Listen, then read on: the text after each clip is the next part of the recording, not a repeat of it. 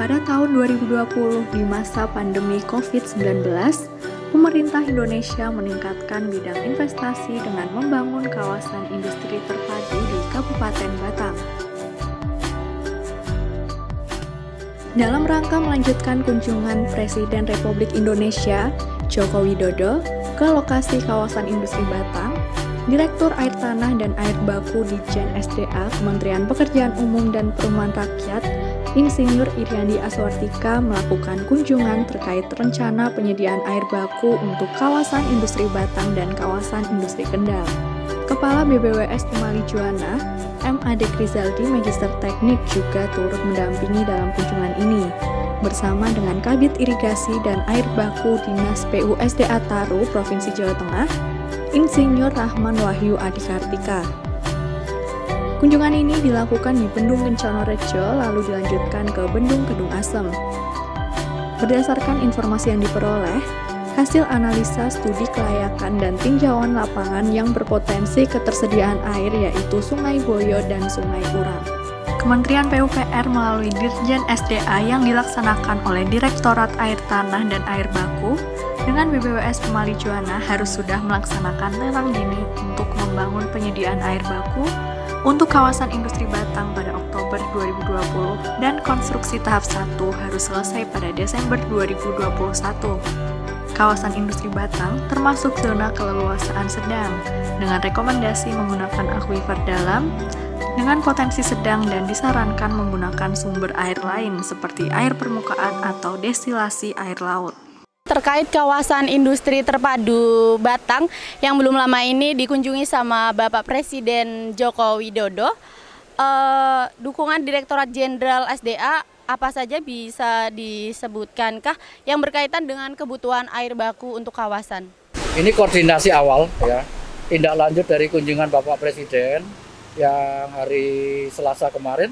Bapak Presiden bersama Bapak Menteri PUPR didampingi Pak Dirjen SDA untuk meninjau lokasi rencana calon industri kawasan industri terpadu di Kabupaten Batang yang menurut informasi yang kita peroleh akan menempati lahan seluas 4.000 hektar.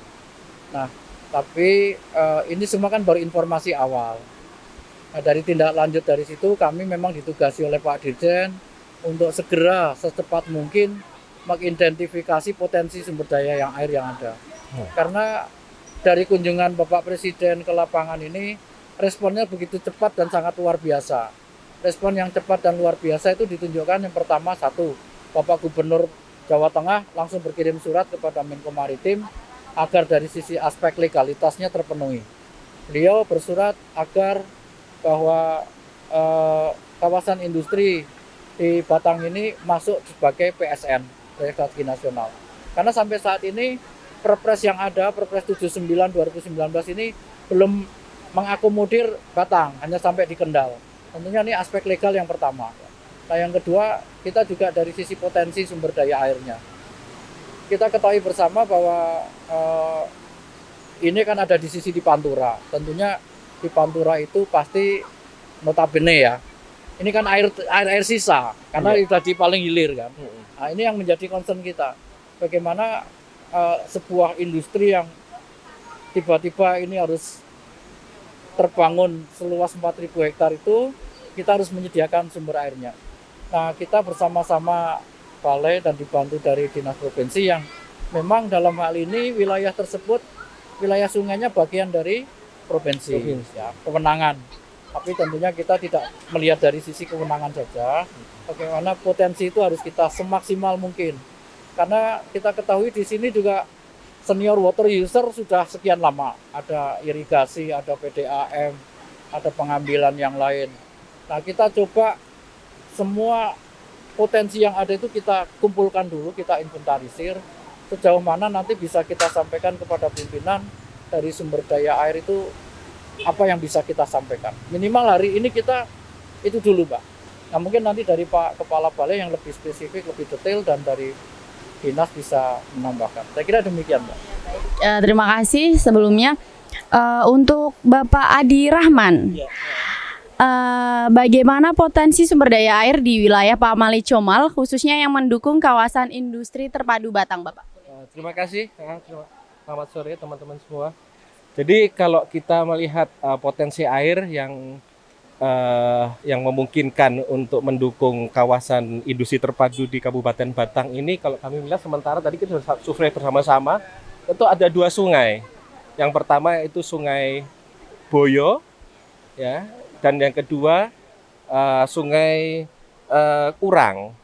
Nah, ini memang untuk Sungai Boyo ini terletak di paling hilir ya, jadi potensi itu juga mungkin bisa kita optimalkan untuk kebutuhan air di kawasan industri terpadu. Kemudian untuk Kali Urang juga demikian.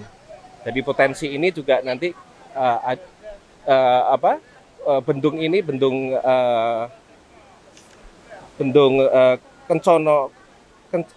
Kenconorejo ya. Ini berada di paling hilir. Ya, ini kemungkinan juga ini menjadi potensi yang nanti bisa dijadikan genangan. Hanya saja begini, untuk ketersediaan air itu kalau kami lihat dari neraca airnya itu cukup tersedia tuh hanya cukup tinggi, hanya sampai kira-kira bulan Juni. Nah, dari bulan Juli ke Desember ini kelihatannya debit yang mengalir cukup rendah.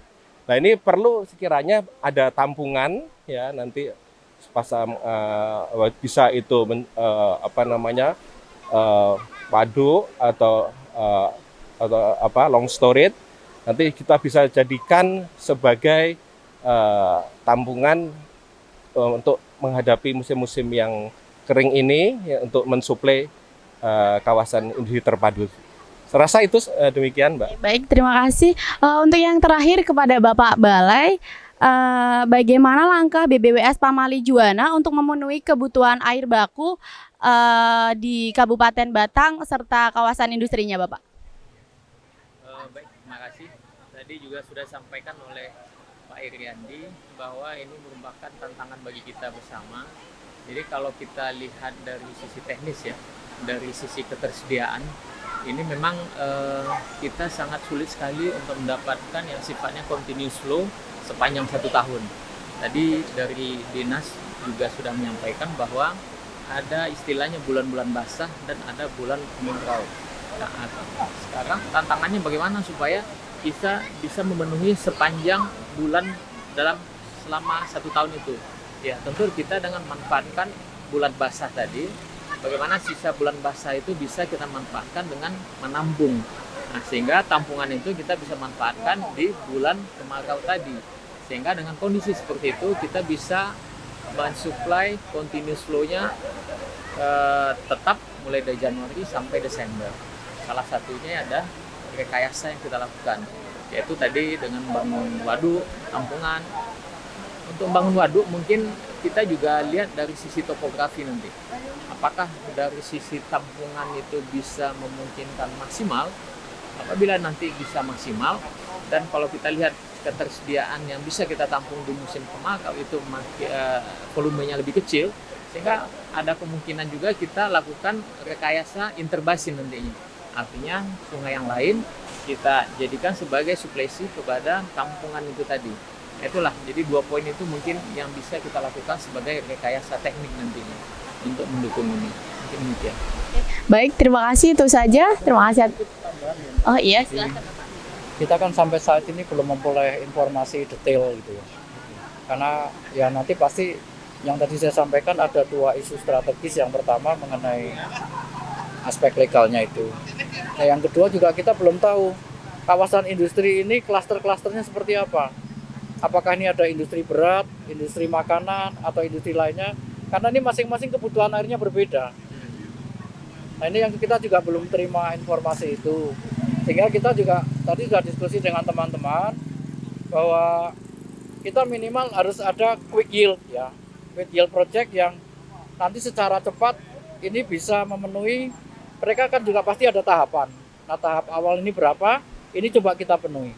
Nah, yang jangka panjangnya tentunya dengan tampungan-tampungan yang lebih settle, lebih permanen airnya ya dengan waduk gitu ya, dengan bendungan. Tapi yang paling cepat kita bisa memenuhi minimal untuk mereka melaksanakan konstruksi kan pasti juga butuh air. Nah itu juga ini menjadi tanggung jawab kita juga bahwa air yang dibutuhkan itu tidak hanya pada saat industri ini berjalan, tapi pada saat mereka mulai membangun, ini kan mereka juga butuh air. Dari mana itu mereka? Nah itu dari sisi itu juga menjadi prioritas kita. Oke, saya kira gitu. Baik, terima kasih. Barangkali Pak Kepala Balai mau menambahkan, Bapak Adi.